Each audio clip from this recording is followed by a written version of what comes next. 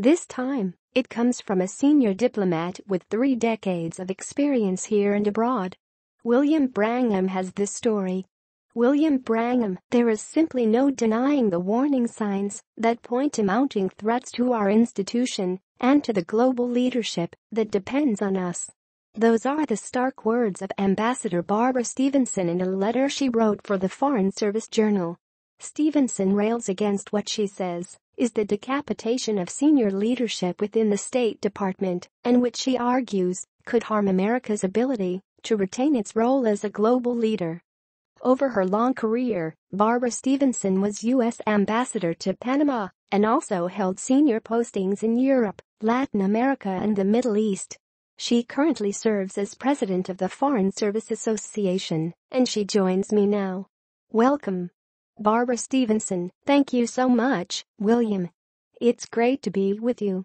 William Brangham, tell me, why did you put this letter out now? Barbara Stevenson, it came about because a journalist asked us, what's up? We knew cuts were coming.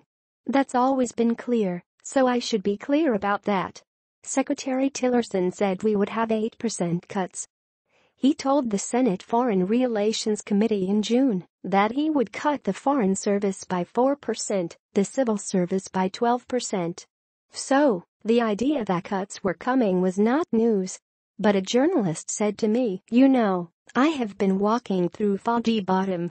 I have been through 4. William Brangham, the State Department office. Barbara Stevenson, the State Department office.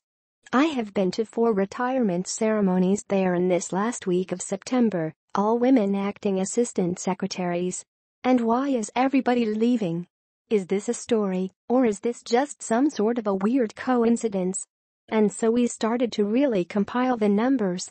So, we knew cuts were coming, but what was really surprising when we put the numbers together was how concentrated the cuts are at our very top ranks. We had 5 4-stars at the beginning of the year, so they are called career ambassadors. We now have 2 career ambassadors left at the 4-star rank. And then we had 33 at the beginning of the year that were at the 3-star rank. We call them career ministers, and they're down to 20. And then we have our 2-star ranks were 431 on the day after Labor Day, which is when the promotions were added in for the year. And they had fallen to 369, the department told us a few weeks ago. And we are already tracking another 11 or 12 that we know will be gone by December 1. So these are 60%, 40%, 20% cuts. So the cuts are very concentrated among our very top leadership. William Brangham, big numbers. Let me read something from you wrote in your letter. You wrote, the talent being shown the door now is not only our top talent, but also talent that cannot be replicated overnight. The rapid loss of so many senior officers has a serious, immediate and tangible effect on the capacity of the United States to shape world events. A couple of things to unpack there. Why can't they be replicated overnight? Barbara Stevenson, the Foreign Service is, like the military, an up-or-out system. You enter, William Brangham, you're promoted, or you're gone. Barbara Stevenson, you get promoted, or you're gone. So, we grow people by bringing them in as an entry-level officer. So, I came in 1985 as a little junior officer.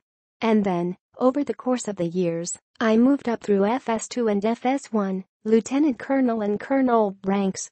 That's how we actually grow senior Foreign Service officers. And then there's a big cut when we go into getting that very first star to be a counselor of the Foreign Service. And only 35-40% make that cut of the officers. And then it's cut further. And by the time you get to our 3 stars, you're down to, probably 1%. So there's a very serious winnowing that goes on this up-or-out system. But we grow people by bringing them in at the beginning and actually training them on how to be diplomats. We're not alone in this. The military does it this way. So does essentially every diplomatic service of every major Western country.